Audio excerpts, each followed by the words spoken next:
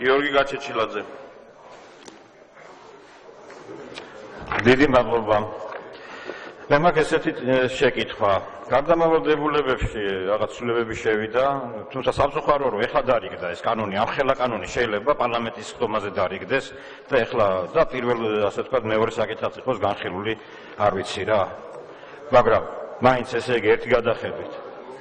თქვენ ასე ვთქვათ ძალაში შეკავთ მეორე, მეოთხე, მე-9, მე-13 და 157 მუხლები. ეს გარდა დანარჩენი ყველა მუხლი ამოქმედება. ანუ ის მუხლები, რომელიც განსაზღვრავს ადგილობრივი თვითმმართველობის ცნებას, მოსახლეობის განსახლების ტერიტორიული ერთეულების ცნებას და ასე შემდეგ, არ შედის ახლა ძალაში და ამავე დროს ძალაში ტოვებთ ძველ ორგანულ კანონს, ასე ვთქვათ, მე მაინტერესებს იცით რა, თუ ძველი ორგანული კანონი რჩება ძალაში და ის პრინციპები რჩება ძალაში ძირითადად, რომელიც ხამდე მოქმედებდა, რასთან არის დაკავშირებული ესეთი სიჩქარე აი ამ კანონის მიღებისა. ხო შეიძლებოდა ძველი მაშინ კანონი ჩაგვეტარებინა 2014 წლის არჩევნები, მანამდე ასე ვთქვათ გვემჟელა უფრო დეტალურად ახალ კანონთან დაკავშირებით და 2014 წლის არჩევნების შემდეგ ასე ვთქვათ მიგვიყო ახალი თვითმმართველობის კანონი. ჩემთვის გაუგებარია. ფაქტიურად ჩვენ ამ კანონის მიხედვით ისევ ძველი კანონით ვატარებთ 2014 წლის არჩევნებს და ეხლა ჩვენ დაჩქარებული ტემპით ასეთი ცივილკივილის პირობებში და კონფლიქტის პირობებში უნდა მაინდა-მაინც მივიღოთ ეს კანონი. ეს გამაგებინეთ ერთი რა. მადლობთ. სხვა შეკითხვა თუა? ლერი ხაბელოვი. მოგესალმებით. ბატონო თენგიზ, ორი შეკითხვა მაქვს ძალიან მოკლე. ის მოსახლეობა, რომლებიც არიან დევნილები, იცით რომ 4 ოლქში არიან განსახლებული. 31, 33, 47 და 95-ში. ამ მთავრობების იცით თქვენ რომ არის დევნილთა მთავრობა. აქ საკრებულოებში და მუნიციპალიტეტებში უნდა ჩატარდეს არჩევნები თუ არა და სად უნდა იყოს ამათი განლაგების ადგილები. ალბათ. ჩაწერილია კიდევ ორი სურველი კითხვის დაასმის. შეგახსენებთ, რომ კითხვისთვის გვაქვს 2 წუთი და მე მოხსენებელი ერთად უპასუხებს. კითხვისთვის ჩაწერა ხდება მოხსენების დროს, ამიტომ თუ კიდევ ვინმეს გაქვთ კითხვა, გთხოვთ მანიშნოთ, რომ გავსაზღვრო დავაჯგუფოთ საკითხები. ესე იგი, კუცნაშვილი ზაქარია, ჩაფიძე ელისო, მაღრაძე გუგული, კობახიძე მანანა, პაპუაშვილი ზაზა. არის სხვა მსურველი კიდე? თუ მეტი არ არის? ვინ არის? ვერულაშვილი, თქო დარეგისტრირდეთ. კაი, ვერულაშვილი. მაშინ მოვისმინოთ კითხვები ყველა და მერე უპასუხოთ.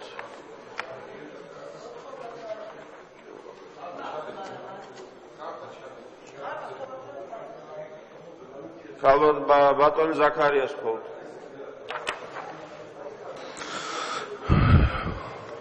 მადლობთ ბატონ თავმჯდომარე.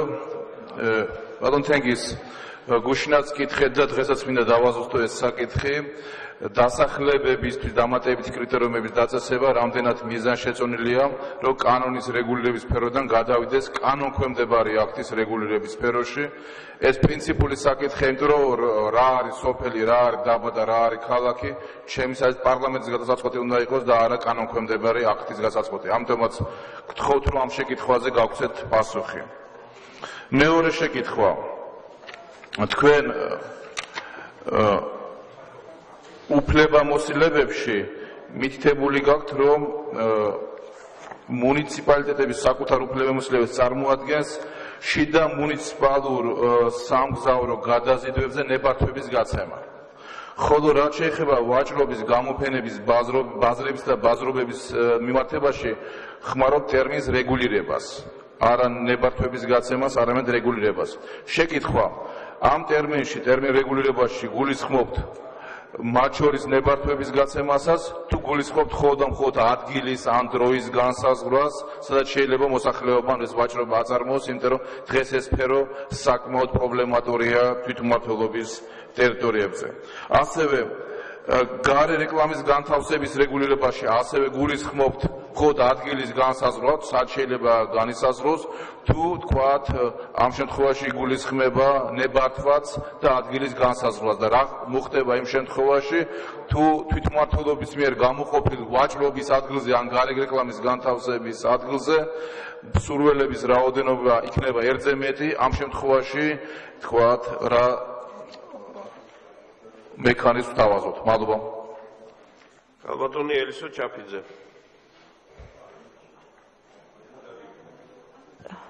დღეს მდგომარეობით საკმაოდ სუსტი ადგილობრივი თვითმმართველობის გავლენა ისეთ ორგანიზაციებზე, რომლებიც ცენტრალური ხელისუფლების დაქვემდებარებაშია, გულისხმობ წყლით მომარაგებას, ელექტროენერგიით, რაც ხშირად წარმოქმნის ხოლმე კონფლიქტებს და მოსახლეობის სასარგებლოდ ცოტა ჭირს ხოლმე გადაწყვეტილებების მიღება და პირადად არაერთხელ შევჯახები ვართ ამ პრობლემას.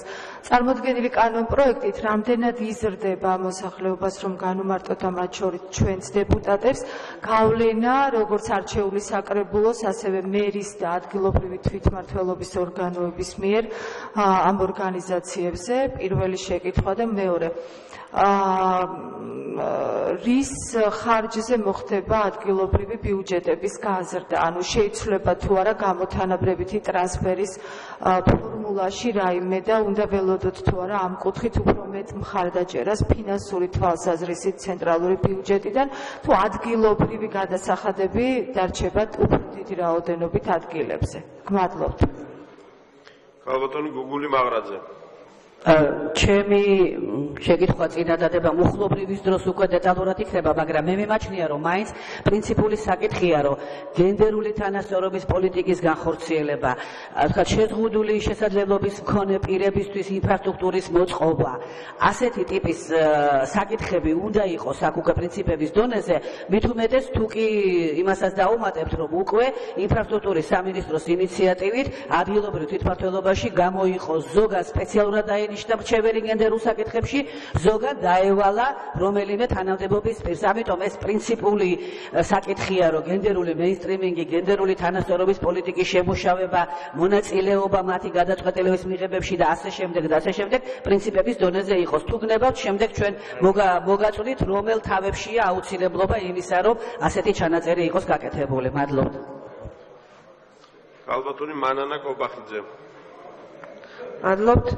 ბანოთენგის იმისთვის რომ ცხადი იყოს უფრო ჩვენი ამორჩევლებისთვის, საზოგადოებისთვის, ვინც ახლა ძალიან ყურადღებით გვისმენს, მაინც რა პრინციპული სხვაობაა თავდაპირველად შემოდანილ პროექტს და აი დღეს გამოდანილ პროექტს შორის, ანუ რომელ მუხლებში შედის ცვლილება და საბოლოო შეჯერებული ვარიანტი, ანუ რით განსხვავდება თქვენს მიერ მთავრობის მიერ პირველად შემოდანილ ვერსიასთან. ეს ერთი და კიდევ მინდა გითხრათ, რომ აი მაგალითად რაიონებში, იგივე საჩხერის რაიონში, რომლის მაჟორიტარიც გახლავართ, არის დასახლებული პუნქტები, რომელსაც თავის დროზე ჰქონდა სოფლის სტატუსი. ხა როცა ხვდები მოსახლეობას, ისინი გამოთქვამენ სურვილს, რომ ის სტატუსი, რომელიც გარკვეული მიზეზების გამო სხვადასხვა დროს ამა თუ იმ დასახლებულ პუნქტს ჩამოერთვა, ანუ აღარ აქვს სოფლის სტატუსი და ამის გამო ძალიან ბევრ სიკეთეს ისინი ვერ იღებენ. ზოგ ადგილას დასახლებულ პუნქტში შეიძლება 80 ოჯახი ცხოვრობს, შეიძლება მეტი, შეიძლება ნაკლები, მაგრამ შეუერთეს, ასე ვთქვათ, სხვა სოფელს. ანუ დაკარგა დასახლებულმა პუნქტმა სოფლის სტატუსი და მოსახლეობის ნაწილი და ასეთი რამოდენიმეა 4-5 დასახლება ითხოვენ ამ სტატუსის აღდგენას. აი ამ ახალი კოდექსის ფარგლებში ეს რამდენად იქნება შესაძლებელი და როგორ რეგულირდება ეს საკითხი, იქნებ უფრო მკაფიოდ გითხრათ. მადლობთ. ბატონი ზაზა პაპუაშვილი და კიდევ ორი შეკითხვა დარჩენილი და მოვემზადოთ პასუხი. კითხვების მეტი რა მაქვს, ძალიან ბევრი კითხვები მაქვს, მაგრამ რატომღაც ამ ფორმატში დასაკვირვებლად ვერ ჩამოვყალიბდები. რაც ჩასწორდა იმ რედაქციის, რაც ჩასწორება მოხდა იმ პირველ რედაქცია, რაც მე წავიკითხე და არ დატოვა ამ კანონპროექტს, ხმამაღლა ლაპარაკობ ჩემზე ამ კოდექსმა. დიდი შტაბეჭდილება. თქვენი მისამართით ვიტყვით პატივცემულ, არც თქვენ დატოვეთ კარგი შტაბეჭდილება კომიტეტზე მოსმენის დროს, ბევრი კომპონენტებს გულისხმობ. ეს შენიშვნად მიიღეთ და აწევრდითაც მოხვალ პარლამენტში და საკომიტეტო მოსმენებზე მობრძანებით კეთილინები და რაღაცებს ცოტა ფასი დაადეთ. ეს ერთი. დანარჩენი ხა მე არ მაქვს ვერსია ბოლომდე ის რა არის ჩასწორებული ამ კანონ პროექტში, თუმცა მერე და მერე ჩვენი მოსაზრებები გამოჩნდება, მაგრამ რაც მაშინაც მქონდა მე კითხვა, დაუშვათ არჩეული მერები, საკრებულოს თავმჯდომარეები და შემდეგ გუბერნატორთან მათი ურთიერთობა რომელი კანონით რეგულირდება. მაშინაც მქონდა ეს კითხვა მე, მაგრამ აი დაუშვათ მერი არჩეული საკრებულოს თავმჯდომარე, ხო მათი ურთიერთობა გუბერნატორთან, უფლებამოსილებები, გადაწყვეტილებების მიღები რა პრინციპით და რომელი კანონით რეგულირდება. მადლობთ. ქალბატონი მარიკა ვერულაშვილი. მოგესალმებით, დიდი მადლობა. ბატონ თენგიზ, წინა მოქმედ საკანონმდებლო აქტში გათვალისწინებული იყო ძალიან ნორმალური ნორმა. ტერიტორიულ ერთეულებში, მოქმედ ორგანოებში საქმის წარმოების ენა იყო ქართული ენა, ანუ სახელმწიფო ენა. თავდაპირველ პროექტში, რომელიც ჩვენ დაგვირიგდა, ეს მუხლი იყო გამქრალი ამ პროექტიდან და მაინტერესებს ახლა აი ამ ვარიანტში თუ არის გათვალისწინებული, რომ საქმის წარმოება უნდა მიმდინარეობდეს თუ არა ქართულ ენაზე და თუ არ არის გათვალისწინებული, მაშინ რა ენაზე უნდა მიმდინარეობდეს საქმის წარმოება ამ ორგანოებში. მადლობთ. ბატონი გიორგი ვოლსკი. პირველი კითხვა ქალბატონმა მარიკამ უკვე თქვა, მე კომიტეტის საკომიტეტო მოსმენებზე რამოდენიმეჯერ დავაყენე ეს საკითხი, ეს რაღაც საკონსტიტუციო ნორმაც უნდა იყოს ალბათ, ხო? და მეორე ერთი კითხვა არის კიდე, რომელზეც მე შემომივიდა შეკითხვები. პასუხი გავეცი რასაკვირველია, მაგრამ მინდა რომ მაღალი ტრიბუნიდან თქვენს ამ თემაზე გაამახვილოთ ყურადღება. აღნიშნული კანონპროექტი აძლევს თუ არა საშუალებას დაცულს ხდის თუ არა სოფელს იმისაგან რომ აი რაც ხდებოდა ვთქვათ რომ ჩვენი ერთილას გამოვიდოდა ქლეხი თუ ამ სოფლის რაღაცა ჯგუფი მოსახლეობის და ხდებოდა გასხვისებული გაყიდული ან არენდით გადაცემული მიწა რომელიც იყო საძოვარი ან სხვადასხვა სარგებლობის სასოფლო-სამეურნეო სარგებლობის ნაკვეთი. არის თუ არა დაცული ამ კანონპროექტით აი ამ ხალხის უფლებები ამასთან დაკავშირებით. დიდი მადლობა. ბატონ გელაშვილს აქვს კიდე კითხვა? დიახ. ბატონო თენგიზ, თქვენ ბრძანეთ რომ ბატონ გელა ბოდისვიხდი. დიახ. კოლეგებო, რამდენჯერმე გთხოვეთ და ეხლა კიდევ ერთხელ გთხოვთ. თუ ვინმეს კითხვა გაქვთ კიდევ? აი ეხლა მაინც მანიშნეთ, იმიტომ რომ მე რო დაიწყება პასუხები კითხვის დასვლის საშუალება აღარ იქნება. ისმენთ გელა. ბატონო თენგიზ, თქვენ ბრძანეთ რომ საკმაოდ გაბერილია შტატები რაიონებში, რეგიონებში. ამ კანონის ძალაში შესვლის შემდეგ ხომ არ გაიზრდება უფრო შტატები და თვითონ სახელმწიფო თანხებით. მე რატომღაც მიმაჩნია რომ შტატები უფრო უნდა გაიზარდოს. მადლობთ. მომსენებელს ეძლევა სიტყვა კითხვებზე პასუხის გასაცემად გისმენთ. მადლობთ. აქ იყო პირველი კითხვა ორგანული კანონის ამოქმედებასთან დაკავშირებით.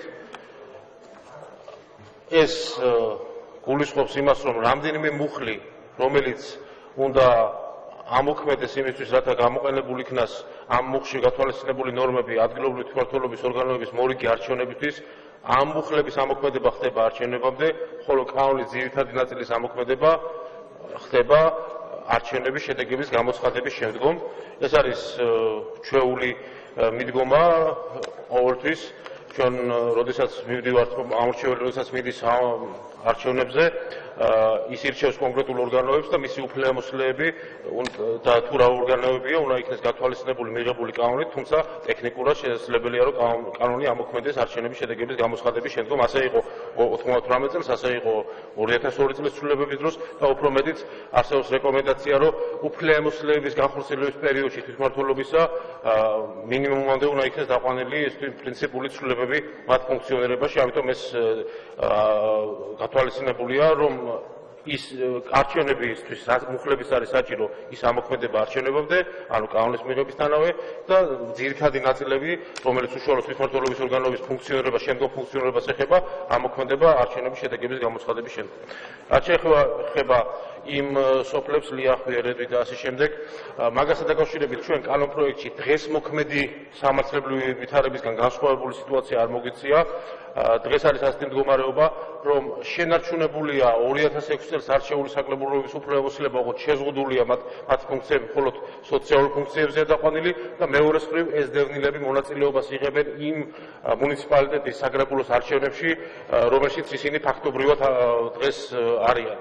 შესაბამისად, გარდამავალ დებულებებში მოცემული ნორმები რაიმე სიახლეს ამ კუთხით არ გვთავაზობს, როგორი მდგომარეობაც იყო 2010 წლის ადგილობრივი არჩევნებისთვის სამართლებრივად, დღევანდელი რედაქციაც არის გადმოტანილი. თუ რაიმე განსხვავებული მოსაზრებები იქნება წარმოთქმული, შესაძლებელია ამაზე ვიმსჯელოთ. ანუ ამ მხრივ რაიმე სიახლე არ არის.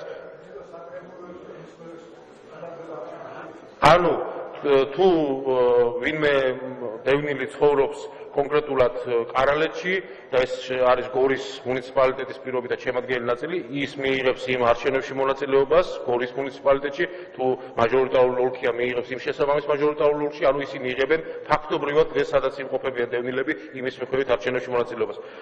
ეს არის ნორმა. ცოტა ხან ბატონელი მე დავაზუსტოთ, კითხვა რომ ყველამ გავიგოთ. გისმენთ, გააგრძელოთ ბატონო. დიახ. შემდეგი დასახლებისთვის დამატებითი კრიტერიუმები.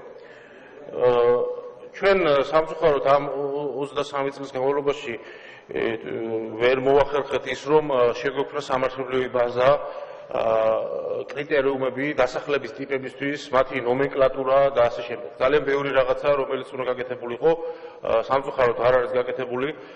ჩვენ დღეს ერთადერთი საფუძველი რაც გვაქვს 1990 წლის მდგომარეობით არსებული ჩამონათვალი ფაქტიურად და მინიჭებული სტატუსები შემდგომ გარკვეული ცვლილებებით, რომელიც 90-იან წლებში განხორციელდა ცალკეული სამართლებრივი აქტებით, ძირითადად პრეზიდენტის ბრძანებულებებით.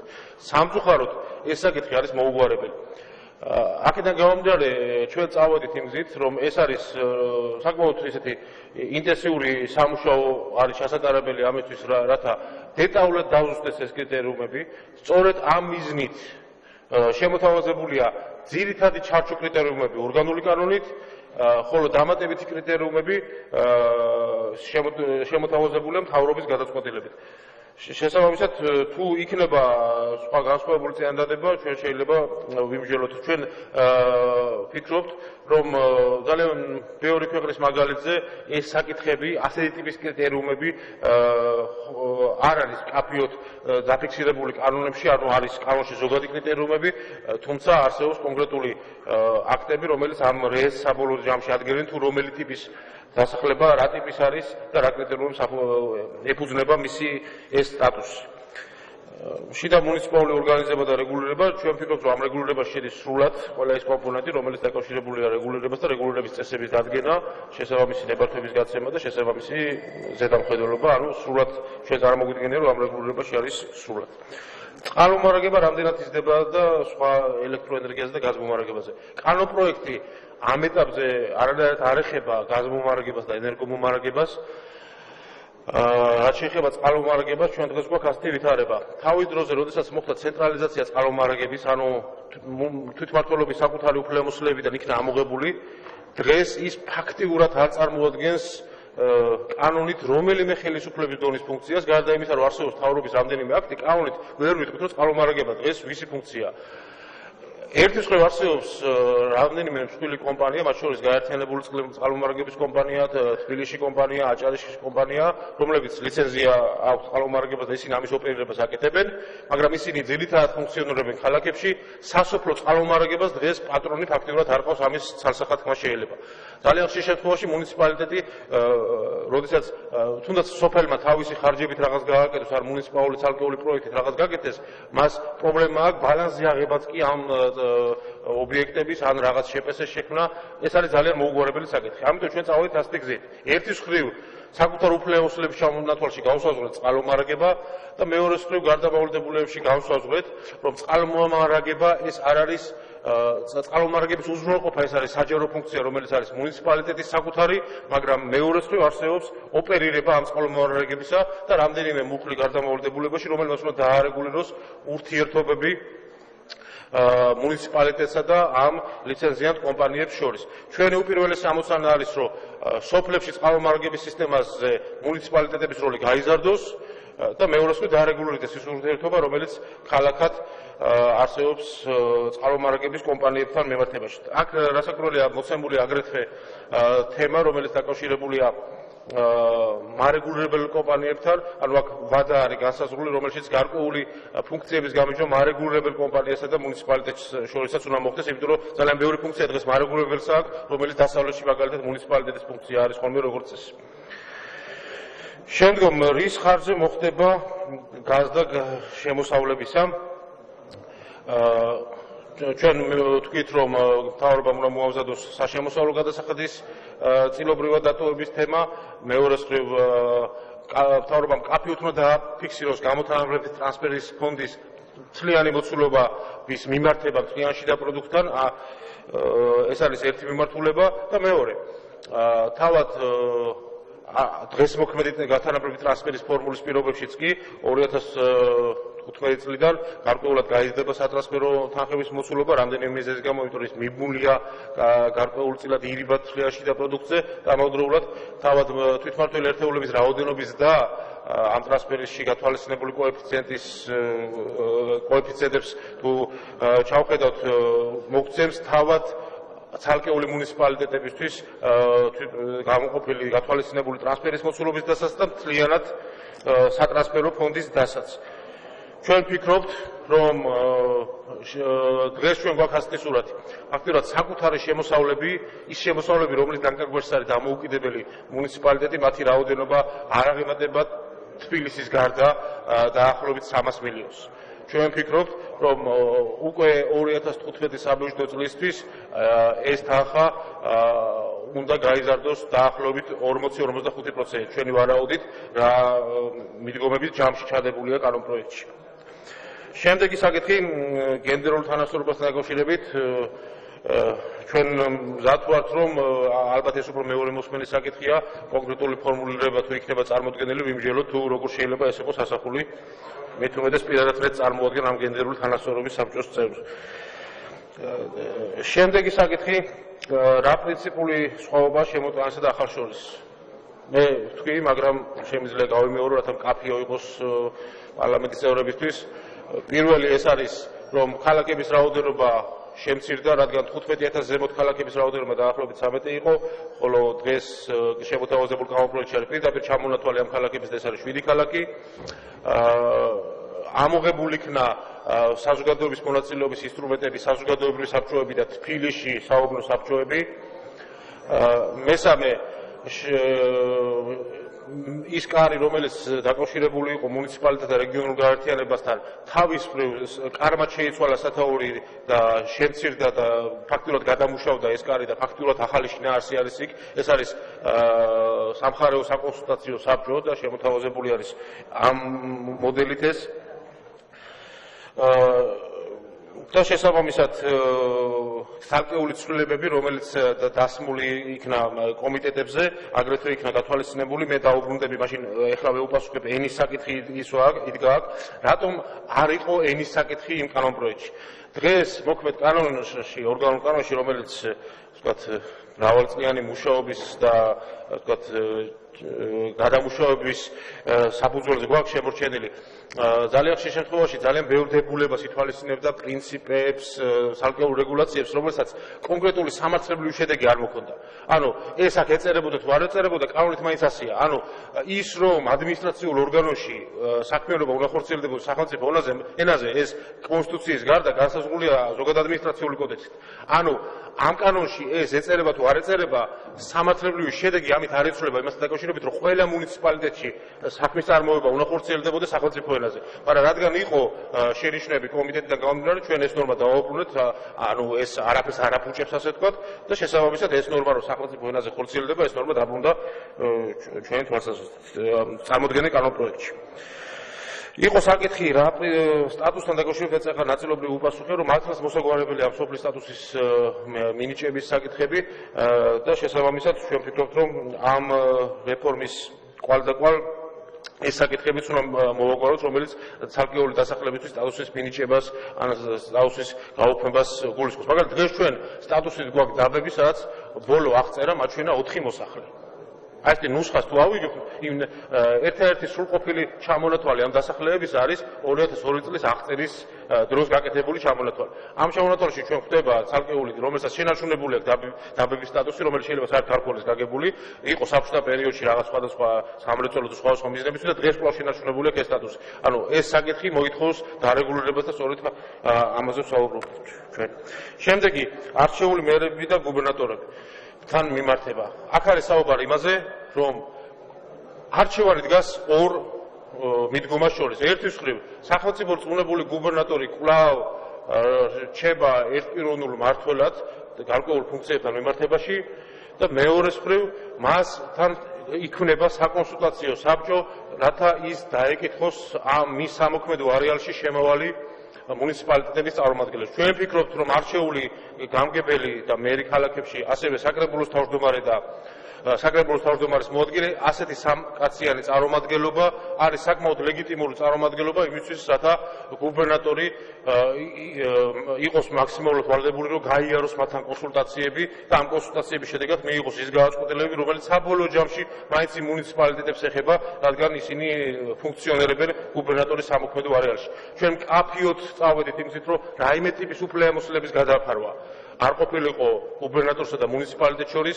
ჩვენ მკაფიოდ წავედით იმ მიმართულებით, რომ ის უფლებამოსილები, რაც სავარაუდოდ შეიძლება გუბერნატორს დაემატოს ეკონომიკური და სოციალური კუთხით, არანაირად არ იყოს მუნიციპალიტეტიდან ფუნქციების ამოტანა, პირიქით მუნიციპალიტეტის ფუნქციების ხარჯი ეს არ უნდა ხდებოდეს. ანუ თუ რაიმე ტიპის სოციალური და ეკონომიკური ფუნქციები უნდა დაემატოს გუბერნატორს, ეს უნდა იყოს უპირველეს ყოვლისა დღეს იმ ფუნქციებიდან, რომელსაც ცენტრალური ხელისუფლების სამინისტროები ასრულებენ და შესაბამისად არ არსებობს პრობლემა მათ შორის უფლებამოსილების გამიჯვნისა, არსებობს იმის შესაძლებლობა კანონპროექტით, რომ უფრო მეტი კონსულტაცია გაიაროს გუბერნატორმა და უფრო მეტად გაითვალისწინოს ადგილობრივი საზოგადოების მოსაზრებები. ეს არის ამოცანა მხოლოდ და მხოლოდ ამ შემთხვევაში.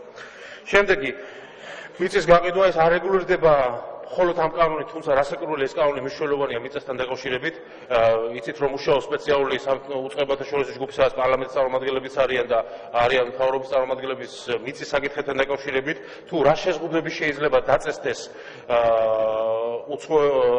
თქვათ მიწის მყიდველებთან დაკავშირებით, აქ საუბარი არის ფიზიკურ და იურიდიულ პირებთან დაკავშირებით, საქართველოს მოქალაქეებზე და მოქალაქეობის არქონე პირებზე, ან უცხო ქვეყნის მოქალაქეებზე, ან განსაკუთრებით სირთულესთან დაკავშირებული იურიდიულ პირებთან დაკავშირებული საკითხი.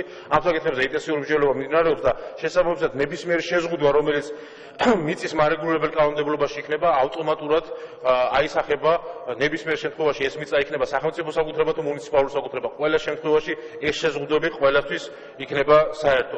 რაც შეეხება მუნიციპალიტეტისთვის ამ მიწის საკუთრების გადაცემის ტენდენციას, რომელიც დაწყებას კანონპროექტით არის გათვალისწინებული, ეს თავის მხრივ ამცირებს იმ რისკს, რომ ერთჩვენიერ დღეს გავიდეთ და მოქალაქეებს აღარ დაგვდეს ის მიწა, რადგან მუნიციპალიტეტის ჩაურთველობა ამ საკითხების გადაწყვეტაში ამ წლების განმავლობაში და ცენტრალიზაცია, როდესაც დღეს ყველა საძოვარი და ყველა სათიბი ფაქტიურად, რომელიც სახელმწიფო საკუთრებაშია, დღეს არის ეკონომიკის სამინისტროს მიერ განკარგვადი და ცენტრალიზებული ეს სურათი უნდა შეიცვალოს იმით, რომ მაქსიმალურად გაიზარდოს ადგილობრივი თვითმმართველობის როლი მიწასთან დაკავშირებულ საკითხებში. ამ ტენდენციას ეს კანონპროექტი ქმნის, რომ თავის მხრივ მოქალაქეების ინტერესების გათვალისწინების მექანიზმი იყოს, მეორეს მხრივ მიწის კანონმდებლობა უნდა შექმნას კაფიო კატეგორიული შეზღუდვები, რომელიც შეიძლება არსებობდეს ამასთან დაკავშირებით და ამ ორი საკანონმდებლო რეგულაციის საფუძველზე ჩვენ უნდა დავძლიოთ ის პრობლემა, რომელიც ამ კუთხით არსებობს და ჩვენს არაერთხელ მოგვისმენია მათ შორის რეგიონებში ამ კანონპროექტის განხილვის დროს. შტატები ხომ არ გაიზრდება. დღეს თბილის გარეთ მუნიციპალიტეტებში მუშაობს დაახლოებით 13,000 კაცი, საჯარო მოხელე, ვთქვათ, რომელიც არის მუნიციპალიტეტის ძირითად შტატში, ამას ემატება დაახლოებით 2500-3000-მდე უშტატო თანამშრომელი. ჩვენ გვაქვს დღეს მუნიციპალიტეტები, სადაც ყოველ 38-40-45 ამორჩეველზე ერთი საჯარო მოხელე მოდის მუნიციპალური. მე აქ არ ვსაუბრობ იმ IP-ებზე, შეპესეებზე, რომელიც არსებობს მუნიციპალიტეტის ქვემოთ, მათი რაოდენობა ჯამში 50000 აღწევს იქ დასაქმებულ ადამიანებს რაოდენობა. ჩვენ ამ ეტაპზე ვსაუბრობთ შეზღუდვაზე, რომელიც უნდა დაწესდეს მხოლოდ და მხოლოდ ადმინისტრაციულ მუშაკებზე, რომელიც არიან მუნიციპალიტეტებში, ჩვენი ფორმულით, რაც შემოთავაზებულია გარდამავალდებულებში, ამ მომუშავეთა რიცხვი გარკვეულად იქნება კორექტირებული ცალკეული მუნიციპალიტეტების მიხედვით განსხვავებული რაოდენობით, იმიტომ რომ ეს არ არის მოჭრილი ერთიანი ფორმულა, ეს არის გათვალისწინებული ეს ინდივიდუალურობა, რაც ცალკეულ მუნიციპალიტეტებს გააჩნია. და შესაბამისად რაოდენობა არათუ გაიზრდება, გარკვეულწილად კორექტირდება და შემცირდება ჯამობრივად, ალბათ დავა დაახლოებით 10000-მდე ეს რაოდენობა. თუმცა ეს მეორე მხრივ დამოკიდებულია იმაზეც, თუ ორგანიზაციულად როგორ მოეწყობა სახანძრო სამსახურები, იმიტომ რომ დღეს ფაქტობრივად სახანძროს მუშაკები არიან იგივე როგორც გამგეობის მთავარი სპეციალისტი, ანუ საერთო საშტატო განრიგით არიან წარმოდგენილები და აქაც ჩვენ უნდა წავიდეთ, რომ გავმიჯნოთ ეს ორი ტიპის საკითხი. ასევე მნიშვნელოვანია ამაშიც, გასაგებია ეს რეფორმა თავის მხრივ კავშირში არის ბევრ სხვა პარალელურ რეფორმასთან, მათ შორის საჯარო სამსახურთან დაკავშირებით, რომელზეც აგრეთვე მუშაობს ჯგუფი და იქ მიღებული კონცეპტუალური ხედვები, რომელიც უახლოეს მომავალში იგეგმება რომ რაღაცნაირად ჩამოყალიბდეს და გარკვეული კანონპროექტების სახით, ესეც უნდა დაუკავშირდეს ამ თემას, როგორც საშტატო რიცხოვნებას, ასევე თავად თანამდებობრივი ზრდის შესაძლებლობებს, თანამდებობრივ სარგოებს და ძალიან ბევრ თემას. და ასევე გამიჯვნას იმ მოხელეებისა, რომელიც არიან დაკავშირებული საჯარო სამსახურთან და როგორც დამხმარე მოსამსახურეები, როგორც საჯარო მოსამსახურეები, როგორც ის პირები, რომელიც ვადით არიან გარკვეულად თქვა გამგებლის უფლებამოსილების ვადით თუ მერის უფლებამოსილების ვადით და ასე შემდეგ. ანუ ეს არის ის ძირითადი შეკითხვები. მეორე მხრივ თავად დარიგებულ კანონპროექტს ახლავს თან შედარების ფურცელი, სადაც მოცემულია ყველა ის შენიშვნა, რომელიც კომიტეტებში იქნა, კომიტეტების მიერ იქნა მოწოდებული, ჩვენ და შესაბამისი კომენტარები, პირველ მოსმენასთან დაკავშირებული საკითხების დიდი ნაწილი ფაქტიურად გათვალისწინებული, შეჯერებულია, არსებობს საკითხები, რომელიც დაკავშირებულია უფრო მეტად მეორე მოსმენასთან, ზოგიერთ საკითხი ალბათ რედაქციულიც არის და შესაბამისად ჩვენ ვზავთ რომ გავაგრძელოთ მუშაობა უკვე მეორე მოსმენის დროს. მადლობთ. მადლობთ ბატონ თენგის. დაზუსტებისთვის სიტყვას ითხოვს კალბატონი მანანა კობახიძე, ბატონ ლერის სურდა მე მგონი დაზუსტება კიდევ, ხო გითხვის? დაზუსტება გინდათ, ხო ბატონ ლერი? ჯერ კალბატონი მანანა, მერე ბატონი ლერი, მერე ბატონი ზაქარია კუცნაშვილი. ბატონ თენგის 15000 ზემოთ, მაგალითად ქობულეთში, როცა არის 19000, შეიძლება მეტიც მოსახლეობა. ქალაქის სტატუსს ვერ მიიღებს ქობულეთი? მე გამარტავ აქ ჩვენ ერთმანეთისგან მიჯნავთ თვითმმართველი ქალაქის სტატუსს და ქალაქის სტატუსს. ქალაქის სტატუსი ეს არის დასახლების ტიპოლოგია როგორი არის და შესაბამისად ის ქალაქი არის. აქ არის საუბარი სად განხორციელდება თვითმმართველობა უშუალოდ ქალაქის ფარგლებში, ანუ რომელ ქალაქს ეყოლება საკუთარი საკრებულო, საკუთარი არჩეული მერი, საკუთარი ბიუჯეტი, იქნება იურიდიული პირი ამ რეფორმის ამ ეტაპს. შესაბამისად ამ თემაზე არის საუბარი, როდესაც ჩვენ ვსაუბრობთ, რომ ვიწყებთ ამ 7 ქალაქით. თუმცა თავად ეს პროცესი არის მრავალწლიანი და შესაძლებელია უკვე შემდგომი არჩევნებისთვის 2017 წლისთვის იმ კომისიის ფარგლებში და პარლამენტის მიერ მიღებული გადაწყვეტილებების შესაბამისად წარმოიქმნას ახალი თვითმმართველი ერთეულები, როგორც ქალაქის ტიპის, ასევე სათემო ტიპის. ბატონ თენგის, ხოთ ჯერ კითხავს ბოლომდე მოვუსმინოთ და მერე უპასუხოთ.